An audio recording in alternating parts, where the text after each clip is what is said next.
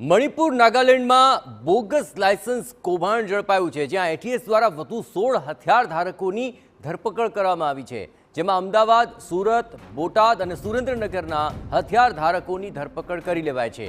15 જેટલા હથિયારો અને કારતૂસ પણ જપ્ત કરી લેવામાં આવ્યા છે। આ સમગ્ર કૌભાંડમાં 108 વ્યક્તિઓ વિરુદ્ધ ફરિયાદ દાખલ થઈ ચૂકી છે।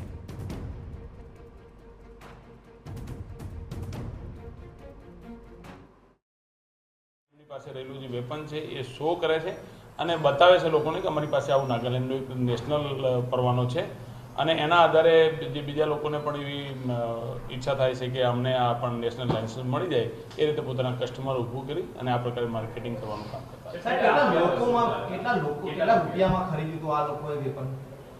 એ દરેકનો એક જ રેટ નથી, પરંતુ અલગ અલગ રેટ છે। 5 થી 25 લાખ રૂપિયા સુધીના ટ્રાન્ઝેક્શન કર્યા છે। કેટલાકે આંગળીયા મારફતે આપે છે, કેટલાકે ઓનલાઈન બેન્કિંગ કર્યું છે। એ રીતે અલગ અલગ ટ્રાન્ઝેક્શન ફાઇનાન્શિયલી ડોક્યુમેન્ટ્સમાં 3 વર્ષના રિટર્ન ફાઇલ આપતા હતા, તેમજ એક કેરેક્ટર સર્ટિફિકેટ આપતા હતા અને પોતાનું આધાર કાર્ડ આપતા હતા અને એના આધારે નવું લાયસન્સ ઇસ્યુ કરાવતા હતા। મિઝોરમ અને નાગાલેન્ડના અધિકારીઓની આમાં કોઈ સંડોવણી કર્મચારીઓની આપણી તપાસ કઈ દિશામાં આવે, કેમ કે લાયસન્સ ત્યાંથી ઇસ્યુ થયા હતા? અત્યાર સુધીની જે તપાસ છે એની અંદર જે બોગસ લાયસન્સ છે ને ત્યાંથી ઇમ્ફાલમાંથી તેમજ તેમલોંગમાંથી અમને જાણ કરવામાં આવી છે અને પત્ર પણ મોકલવામાં આવ્યો છે કે આ લાયસન્સ અહીંથી ઇસ્યુ થયેલ નથી। એ વિગતો આવેલ છે, તો વધુ તપાસ કરી અને જે કંઈ સંડોવણી છે એને ધરપકડ કરવામાં બોગસ લાયસન્સની વ્યાખ્યા શું કરી શકાય, કઈ રીતના, કેવા પ્રકારના બોગસ લાયસન્સ? જે બોગસ આ લાયસન્સની જે અત્યાર સુધીની વિગતો સામે આવી છે કે જે જૂના રિન્યુ ના થયેલા એવા જે લાયસન્સ હતા એમાં રિટેનર તરીકેના નામ એક ખોટા વ્યક્તિના દાખલ કરી અને એક ખોટો યુઆરએન નંબર જનરેટ કરી, જે જૂના યુઆરએન નંબર હતા એની અંદર એનું નામ એડ કરી અને લાયસન્સ ઇસ્યુ કરવામાં આવતા હતા।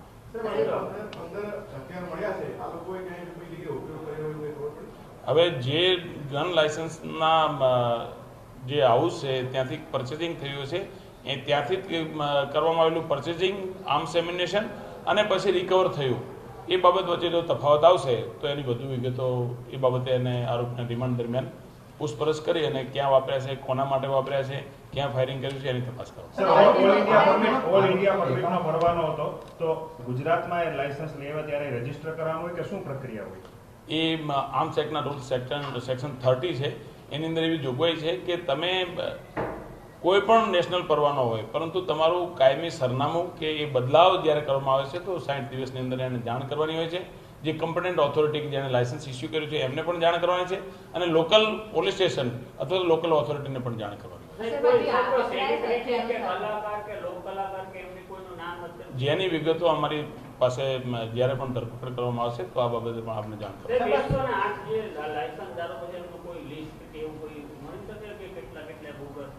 જેમ કે ગઈ વખતે જ્યારે પ્રેસ બ્રીફિંગ હતું ત્યારે આપને સાહેબે કહ્યું કે અમારી પાસે 108 થી વધુ આરોપી છે, પણ એ લિસ્ટ જાહેર નહીં કરવાનું કારણ બીજું કોઈ નથી કે કોઈ માહિતી છુપાવવામાં નથી આવી, પરંતુ માહિતી એટલા માટે છુપાવવામાં આવી છે કે આરોપીને જાણકારી ના થઈ જાય।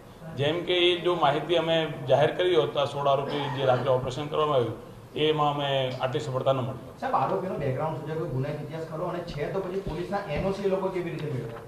રાત્રે 1 વાગે આરોપીની ધરપકડ કરી છે અને આરોપીના વધુ રિમાન્ડ લઈ અને પૂછપરછ કરવામાં આવશે અને આપને બ્રીફ કરવામાં આવશે।